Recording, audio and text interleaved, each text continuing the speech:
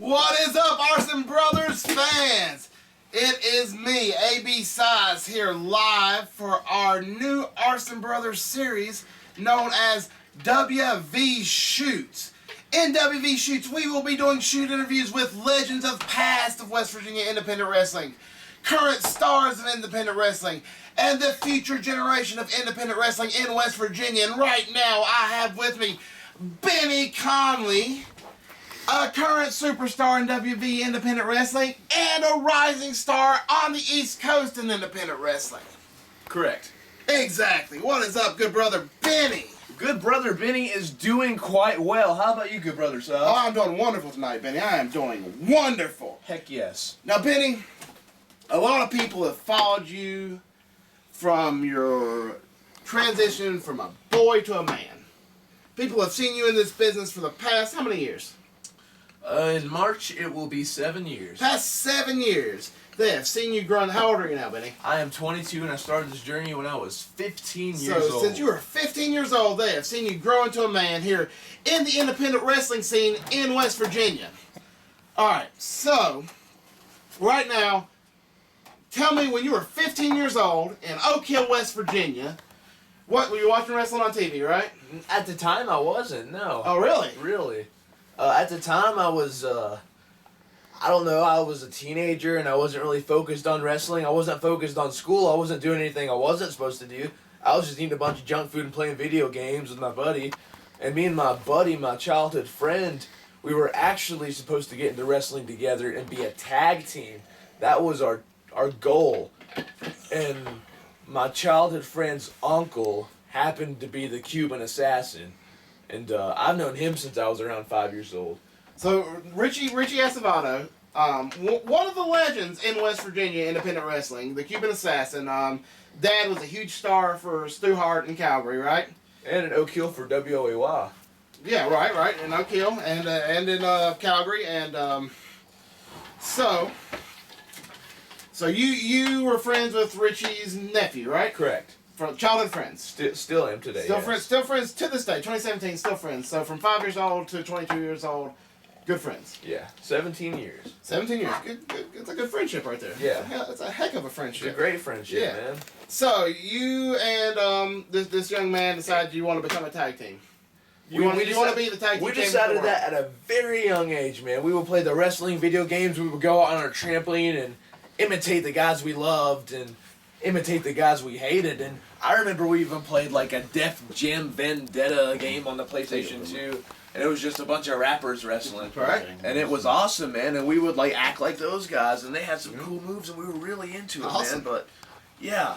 So this kid that once upon a time you played Biggie Smalls versus Tupac Shakur on a Def Jam wrestling game. Oh, dude, and Biggie shot the crap out of Right? Tupac, man. So his uncle was Richie Acevedo, the Cuban assassin, and when you were 15 years old, you guys decided you're going to get up with his uncle and become professional wrestlers? I was born in November of 94, and so whenever I was first asked if I wanted to start training to wrestle, I was 14 years old. It was 2 months before my birthday, and I'd went to a couple of shows with Richie before he actually asked me if I wanted to start training.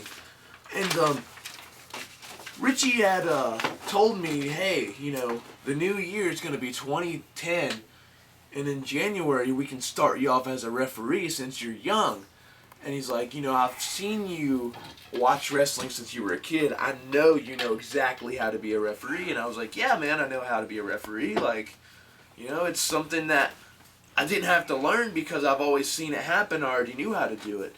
So in January there was a show scheduled. I think they had like 2 shows scheduled. And man, we had horrible snow like the winter of 09 to 10. It was horrible snow in southern West Virginia.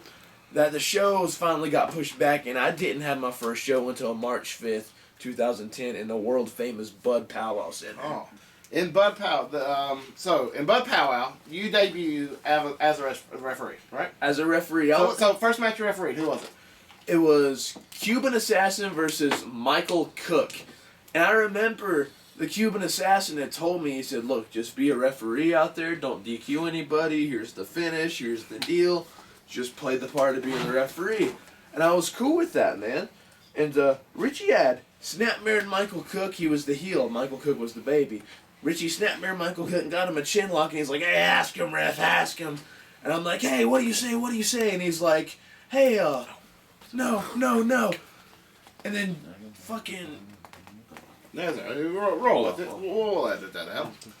And then, like, after that happened, Richie has Michael Cook in the chin lock, and he's like, "Ask him, ref, your sister's hot. Ask him, ref, your sister's hot." And he's sitting there trying to rid me, and then he's sitting there, like, choking Michael Cook, and Michael Cook, instead of selling, his face is really red, but he wasn't getting choked, man. He's sitting there laughing his ass off because Richie's sitting there wrenching, like, choking Michael, and he's like, "Your sister's hot, your sister's hot." Well, this leads to a very important question. Is your sister hot? I cannot answer that. She's probably pretty hot. All right, go on, story. Keep I headlock. don't know where I was at. Is your sister hot? Yeah. Is your sister hot? And I laughed because it was funny, and Michael Cook was laughing, so he ribbed me, man. And let me tell you something about Richie. The first time I ever wrestled Timmy Lee Retton, it was the day I met him, the first time I ever met him. Me and Timmy are having this serious match, and Timmy's like, he's hit me pretty hard, man, and I was like, "Oh no, I wasn't expecting that." And he gets me in the chin lock, and he whispers to me, he's like, "So, I hear your sister's hot." And I'm sitting there selling it, and if you go back and like look at the tape, instead of me selling, man, I start laughing and I have to cover my face up. And that was the relationship of me and Timmy, like, starting, like, our great friendship, because he ribbed me and he didn't even know me, and then we shared a laugh in front of a bunch of strangers that bought a ticket to see us wrestle. And it was just one of the coolest moments, and that wouldn't have happened if Richie, the Cuban Assassin, never did that to me in my first match. So what you're trying to say right now is your trainer, your mentor, the man that brought you into the business, and your current best friend, your tag team partner at this show for WBCW, Timmy Lee Retton, both understand that your sister's really hot. I guess so. Well, congratulations on having a hot sister. Thank you. What? Alright, so Richie brings you in as a referee. You've got enough knowledge in the business to become a referee. How long do you referee for? Alright. So, I refereed for a few months, man. I didn't start training until my second week in the business, really.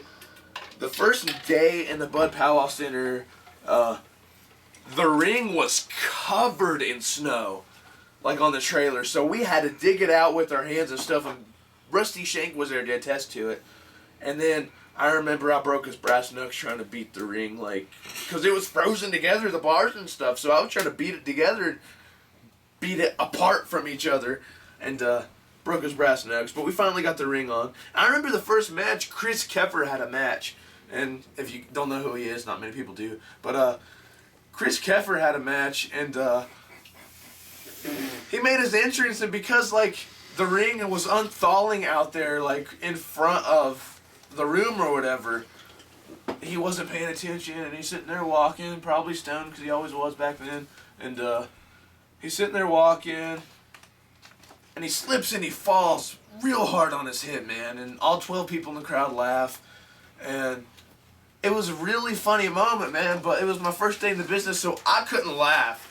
But I was out there in my ref shirt, sitting in the crowd, watching the ref for the first match, just to make sure, like, I was going to get it right, maybe. Make sure I have, like, a good idea of what I was going to do in the next match. And it was weird getting in a wrestling ring because, man, that's the only place I ever wanted to be at. And it's real special, man. It really was. It really was. So after your couple months of refereeing, you've done a little bit of training, and then where do you go? Do you go from referee to manager? Do you go referee from wrestler? Where do you go? I was playing Little League Baseball whenever I started, like, training, and I had this coach. His name was Matt Jones, and God rest his soul, he had passed away on April 25th, 2010. Happened to be the same day I was training in Ronceverte, West Virginia, and I dislocated my pinky there, and, like, if you look at my hands here, it's this one right here. That one. Pretty screwed up. Pretty screwed up, man, whenever I was training. I was falling down, we were doing, like, post bumps, and one guy was on his hands and knees, and you come through and you post both your hands on his back, and you flip over and take a back bump. And when I went to post my hands on his back, his back had gave out. So I'm sitting there falling head first. So I put my hand out to catch myself. And whenever I catch myself, my pinky ended up like the fingernail was over on my middle finger knuckle. And I'm just sitting there looking at it like, oh crap. And Rusty Shank was there, and he was like, oh wow, oh my god. And he grabbed my hand, and he's like, Benny, look the other way. And I just heard 2 pops. He lifted it, twisted it, and set it.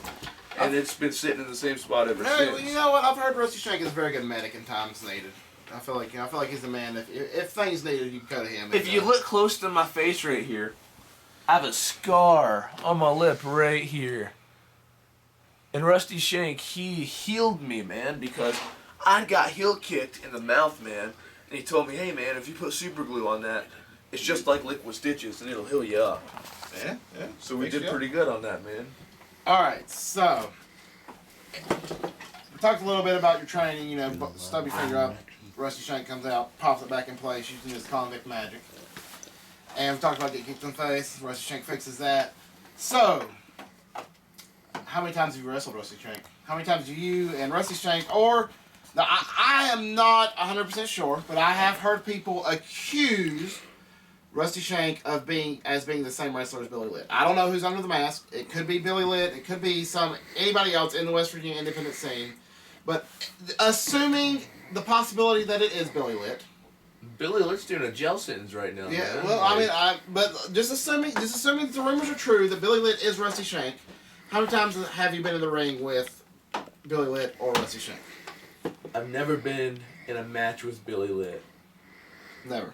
Never been in a match So that's with pretty Billy much Litt. confirms that he's not Rusty Shank. But how many times have you been in a match with Rusty Shank? I can't count how many times I've been in a match with Rusty Shank, man. But I can tell you, Billy Litt was there for my first bumps. Billy Litt had a huge, he was there for my first few months, man, like helping me bump and helping me learn the basics. And then once you started jumping around to the more advanced cruiserweight stuff when I was younger, I was like, I'm not into that, man. It took me a while to get into that. I'm a big boy doing that, like now. But training-wise, man, I had my first match 3 months into the business, and it was against a guy named Buddy Love. And he was 6'2", 400 pounds. Pretty big dude. And Richie, the Cuban, he was like, hey, you know, we're going to let you debut in my old gimmick from Canada. It's called the Super B.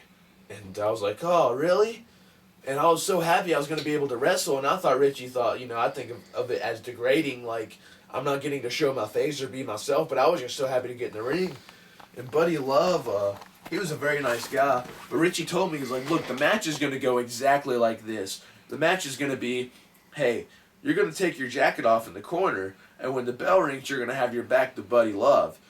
And then he's going to come up behind you and hit you with a couple forearms. Then he's going to shoot you into the corner, and he's going to give you a big splash in the corner. And then you're going to come out and you're going to take a hip toss. After the hip toss, you're going to get up and take a body slam. And after the body slam, he gave me a big splash and pinned me 1, 2, 3. And it was that simple. You got squashed. Super 1 minute squash match. I mean, hey, everybody's got it in the business. I've got a few of them. All right, so as you mentioned, you were the Super B. Now, I remember some of the other fans of West Virginia independent wrestling will remember the Super B from his time in WVCW, the win a date with the Super B. Now, I don't know if you ever went on this date or not. Have you gone on the date? You know, I never went on the date, but I hope they play this video in a bubble right here, somewhere.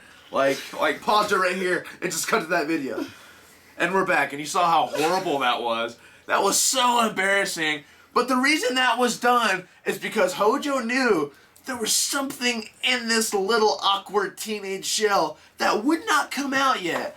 And he told me the moment he knew I had something in me, because he'd already given up on me. I was staying at the McKeever house for a weekend, and me and Hojo and McKeever were there in Roncevert, and we went to Kroger, and it was late at night, and we were hungry, and Hojo said, you know, the first time I saw a glimmer of hope in your wrestling career at all, or in you at all, Benny, is when you went to Kroger and you decided, oh, hey, I'm going to drive the scooter for no damn reason. And I've never acted out of place or anything, but that was whenever I won Hojo's respect, man. And if you don't know who Hojo is, you better know who Hojo is. Chris Ford is a great time. And you're bringing up a name that, you know, I know, you know, anybody who's familiar with West Virginia wrestling knows the Mighty Hojo, a man that I love, I know you love, a man that's influenced both of our lives, both of our careers in professional wrestling. So let's talk a little bit about Hojo. When is the first time you met Hojo? First time I met Hojo was like 2 weeks into the business, back at the Bud Powwow Center. And it was the first time I've ever shook his hand and talked to him. But the first time I ever saw Hojo was like 2006 or 7 in my hometown of Oak Hill. They were doing AWA Apex in Oak Hill. It was Brian Logan's promotion. And I went and bought a ticket, and I saw Gypsy Joji in Madrid open up Hojo with a piece of barbed wire in his forehead in the corner. And I saw, like, the blood come, like, I was like, there's no way that's fake. That is real blood. And I was, like, trying to tell my friend's dad, he was not interested whatsoever. But I remember thinking Hojo was so cool because he came back at intermission, and instead of putting a Band-Aid on or anything, he didn't put duct tape, he didn't put electrical tape, he put masking tape on it to cover it up. And I thought it was the coolest thing ever, man. I was like, this guy's cool. And he wasn't known as a Mighty Hojo then either. He was wearing bib overalls, barefoot, and he was going as the Scuffling Hillbilly. And it was awesome, man. It was awesome. Alright, now, many of us that know Hojo know he is a man that's good for a good rib or two. Absolutely, man. He doesn't mind to give her a shit. No, he will rib you and he will take a good rib. Now, in your years from 15 to 22 in the wrestling business, what's the best rib you've seen? Oh. Well, Jason, I'm sorry to break kayfabe here, but it's about time we release this demon here. So when I first started traveling with Jason Kincaid, you know, Hojo finished training me, and then when I needed polish, he sent me to Jason Kincaid, who I think did an awesome job because every time I talk to that dude, he teaches me something else. Like, whether it's wrestling or life, like, that dude is smart. He is an abyssal faux shizzle. And, man, I forgot where I was going. Hang on. You're telling us about Jason. You're telling about a rib that he pulled. And Oh, okay. You're coming clean. So, Jason, I'm sorry about this, man, because, dude, check this out. We pulled a rib. When I first started traveling with Jason, man, he told me, he's like, all right, so I like my ribs to have layers. And I'm like, what do you mean, man? He's like, you know, I like my ribs to last a while, and I like them to actually have some meaning. And we pulled a rib on Billy Litt and Jake Jacobs. And they've never met each other.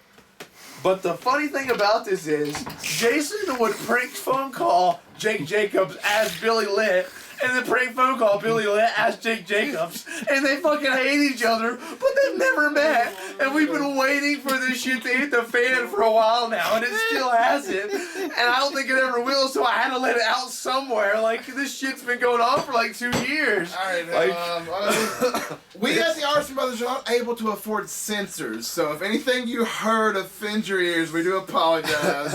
And sometimes that happens within the wrestling world. We have a sign that says no words, certain words you shouldn't say, but you know, as the West Virginia shoots go, so some things happen. But that is an amazing rib, and I really hope that at this point, Billy Litt or Jake Jacobs doesn't show up to fight you. No, I hope they fight each other still. But you mentioned another Oak Hill fellow that is a guy. You know, he's an Arson brother. We did the Arson Brothers curtain call at his last show in Princeton. He's now working for Evolve. So genuinely nice human being and an amazing wrestler, one of the best wrestlers, Jason Kincaid. And tell us a little bit about you and Jason trying out for Evolve. Oh man, okay, so maybe Which he's working for Evolve now because of the tryouts that you and him worked a match for a tryout, and after that match you and him worked, he got signed, right? Jason's kind enough to thank me and put me over for that Evolve match, but I can't put him over enough for it because most of it was his idea, man.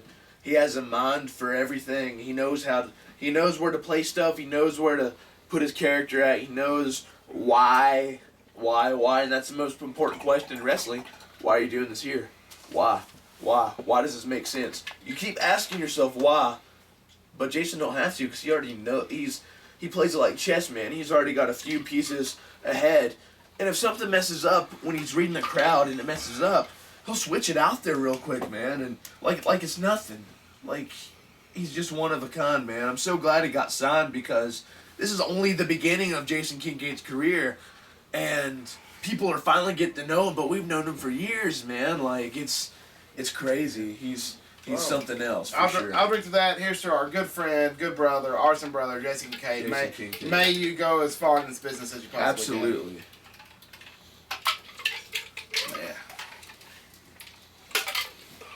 Dribble down your chin. Yeah, they're all over me. All right, so we're running out of time here. It's getting close to the end, so we're going to do a little game. I'm going to name a few people that are well known in the West Virginia independent scene, and just give me a short answer about them. I mean, you don't have to, be harsh. Or you don't have to put anybody over that you don't want to. Just, however you feel. And we've already talked about a few, so I'm going to skip over them. We've already talked about Jason, Cuban, and Hojo. So right now, let's start out with a guy who I believe you've had a couple of retirement matches. You had Richie, the Cuban assassin, and we've already talked about Cuban. So we're going to talk about another guy whose retirement match you had with the Mad Dog David Lynch. Give me a couple statements on David Lynch. Man, Dave Lynch is one of the funniest guys I've met. He has humor coming out of him. Dave Lynch has humor coming out of every hole of his body, and that is a quote. Man, Dave was at the McKeever house too, man. I know you said one word, but I want to say a few words about Dave. He was there for my McKeever house experience. He was Scotty's roommate, and they were best friends since they were kids. They got into wrestling together and were trained by George South and Italian Stallion. So they ran the road with him, and they had a few WCW shots in the early 90s. But Dave helped me out a lot too. I used to tag with Dave, and he helped me not get beat up as a young kid for sure. He definitely helped me out. That's awesome, man. I like Dave a lot. He's a good guy, and he's in the band now. He's working some shows. I'm sure if you check him out on Facebook, Dave Lynch, you can look him on there. Check out his band. I know he's working a show tonight. I wish we could have been there, but we couldn't. But make sure you check him out live. And all right, so as we see here, you're going to be working WVCW. Yeah, man. February the 4th. Timmy Lou Retton and I are facing Jordan Cage and ATM with Dylan Sizemore on their side. And so I'm going to ask you about a question about another guy, and he's one of these guys in these tag tournaments. I don't think you're not facing him in the first round, as you just mentioned, but Coy Phillips. Oh. Tell me how you feel about Coy. Mr. Rip Manson. Mr. Rip Manson. Mr. Rip Manson himself. Flamboyant. You wear some gear, don't you? Do what? You wear professionally made gear in the ring. Did Mr. Rip Manson himself make your professionally made absolutely, gear? yeah. Me too, man. Yeah. He makes everybody's gear. He's a good. Makes everybody's He knows gear, how to make a stitch or two, doesn't he? Kayfabe gear. Good brother. Good brother gear maker. Nice mustache. No, not as nice as this mustache.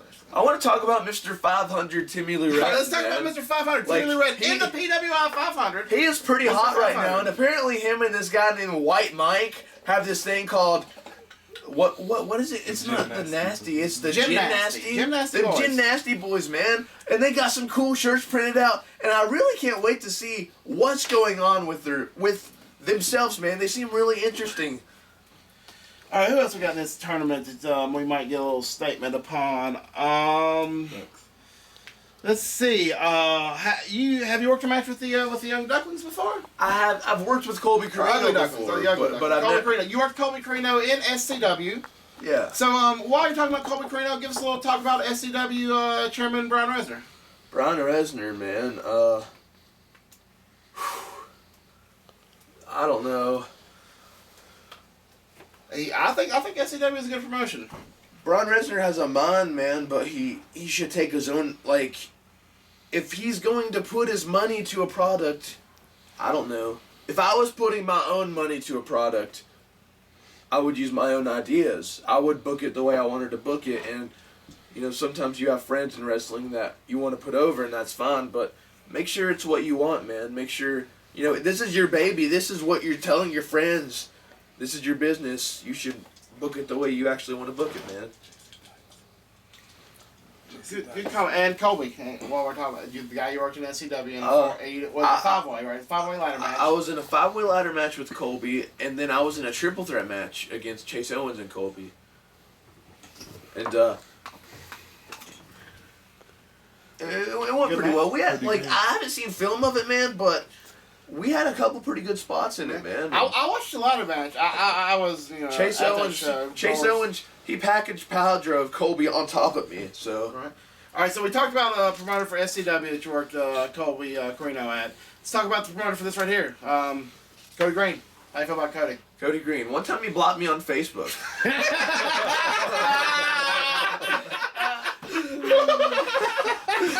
so Cody Green is a Facebook blocker. Yeah, he's a Facebook blocker for sure. Yeah. I was a young annoying kid one time. He blocked me on Facebook. I was pissed off because I was a Superman man and I wanted to see Roger Hand power drive me so bad because I know it looked good because Roger Hand pulled me in between his legs and I thought he said power bomb. So when he lifted me up, I put my legs like this so I could sit up and he wasn't pulling me up. So I'm not going to sit up if I'm getting power drove. And he power drove me.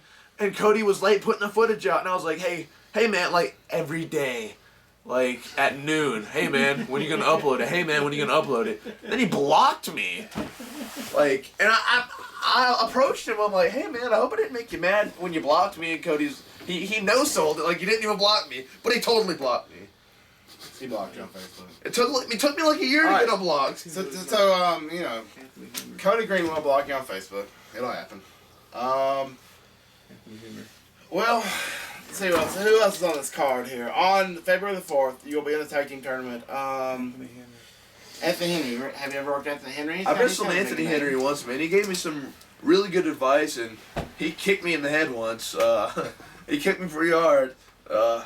He's a nice guy, man. He's quiet, but I know he's smart, and he's doing a lot of Evolve stuff, man, and I hope he does good because he's a good person.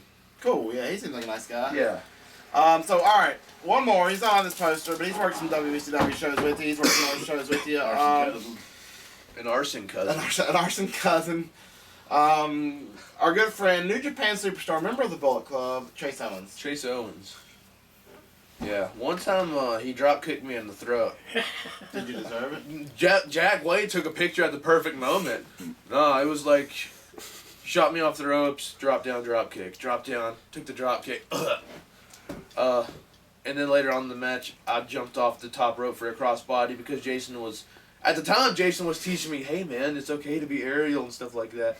So he's like, hey, Jason pulled me aside and he's like, when you do that crossbody, jump as high as you can. And I'm like, okay. But like, Jason probably thought I was smart enough to know to brace